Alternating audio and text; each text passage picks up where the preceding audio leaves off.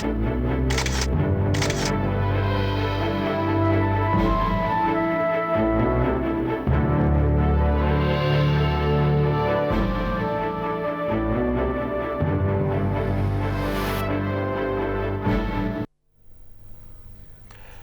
আলাইকুম প্রিয় দর্শক, আমি হাসিব মারজান আপনাদের সবাইকে আমন্ত্রণ জানাচ্ছি চ্যানেল আই জনপদের খবরে। এখনকার সংবাদ আয়োজন একই সঙ্গে চ্যানেলের ইউটিউব চ্যানেলে এবং চ্যানেলের ওটিটি প্ল্যাটফর্ম আই স্ক্রিনে লাইভ স্ট্রিম হচ্ছে। ঢাকা বরিশাল মহাসড়কে মাদারীপুরের মেলকাই এলাকায় যাত্রীবাহী দুটি বাসের সংঘর্ষে 2 জন নিহত হয়েছে, আহত হয়েছে অন্তত 13 জন। পুলিশ ও ফায়ার সার্ভিসের সদস্যরা গিয়ে হতাহতদের উদ্ধার করেন। প্রত্যক্ষদর্শী পুলিশ ও ফায়ার সার্ভিসের সদস্যরা জানিয়েছেন, বেলা 11:30টার দিকে ঢাকা থেকে বরিশালের উদ্দেশ্যে ছেড়ে যাওয়া একটি বাস মেলকাই এলাকায় পৌঁছালে সামনের চাকা ফেটে নিয়ন্ত্রণ হারিয়ে বিপরীত দিক থেকে আসা বিআরটিসি যাত্রীবাহী বাসের সাথে সংঘর্ষ হয়। এতে ঘটনাস্থলে 2 জন নিহত হয়, আহত হয় 13 জন। কক্সবাজার 1 আসনের সংসদ সদস্য সালাউদ্দিন আহমদ স্বরাষ্ট্র মন্ত্রণালয়ের দায়িত্ব পাওয়ায় আনন্দ মিছিল ও মিষ্টি বিতরণ করেছে বিএনপি ও ছাত্রদলের কর্মী ও সমর্থকরা। মিছিল নিয়ে নেতাকর্মীরা দলে দলে বিএনপি কার্যালয়ে এবং শহীদ মিনারে গিয়ে সালাউদ্দিন আহমদকে শুভেচ্ছা জানিয়ে স্লোগান দেয়। এরপর দলীয় নেতাকর্মীদের পাশাপাশি সাধারণ মানুষ ও পথচারীদের মাঝে মিষ্টি বিতরণ করেন বিএনপি ও বিভিন্ন অঙ্গ সংগঠনের নেতাকর্মীরা। এছাড়া সালাউদ্দিন আহমেদের নিজ এলাকা পেকুয়াতেও মিষ্টি বিতরণ করা হয়েছে।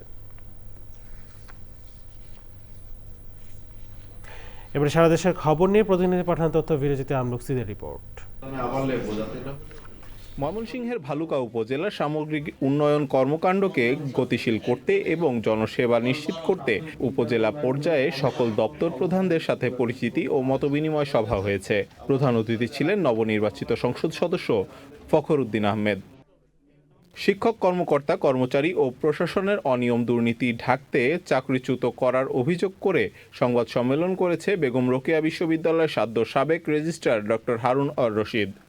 নওগাঁয় 200-রও বেশি সুবিধাবঞ্চিত মানুষকে ইফতার সামগ্রী বিতরণ করেছে সোশ্যাল ইনোভেশন টিম। নীলফামারীতে জুলাই যোদ্ধা ও জগন্নাথ বিশ্ববিদ্যালয়ের শিক্ষার্থী মাসুদকে হত্যা চেষ্টাকারীদের গ্রেফতার ও শাস্তির দাবিতে বিক্ষোভ মিছিল ও মানববন্ধন করেছে স্থানীয় জুলাই যোদ্ধারা। পবিত্র রমজান মাস উপলক্ষে মাদারীপুরে 200-রও বেশি দুস্থ মানুষকে সেহরি ও ইফতার সামগ্রী বিতরণ করেছে মানবিক স্বেচ্ছাসেবী সংগঠন মানবতার সন্ধান। গাইবান্ধার গোবিন্দগঞ্জে রোভার স্কাউটদের উদ্যোগে দ্বিতীয় বার্ষিকী তাঁবুবাস ও শীতকালীন ক্যাম্প হয়েছে।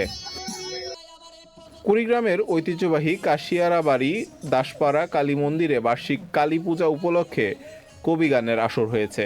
উদ্বোধন করেন বাংলাদেশ পূজা উদযাপন ফ্রন্ট কেন্দ্রীয় কমিটির সাধারণ সম্পাদক সামির কুমার বসু। রমজান মাসের পবিত্রতা রক্ষায় মেহেরপুরের গাংনীতে র্যালি করেছে গাংনী মডেল মাদ্রাসা অ্যান্ড দারুল হিফজে শিক্ষার্থী ও স্থানীয়রা। আল মুকসিদ, চ্যানেল আই।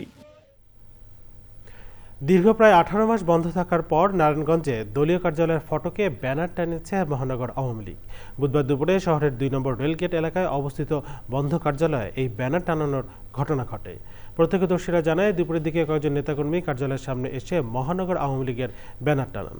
সে সময় উপস্থিত কয়েকজনকে দলীয় স্লোগান দিতেও দেখা গেছে। দীর্ঘদিন বন্ধ থাকা কার্যালয়ে হঠাৎ ব্যানার টানানোকে কেন্দ্র করে এলাকায় কৌতূহলের সৃষ্টি হয়।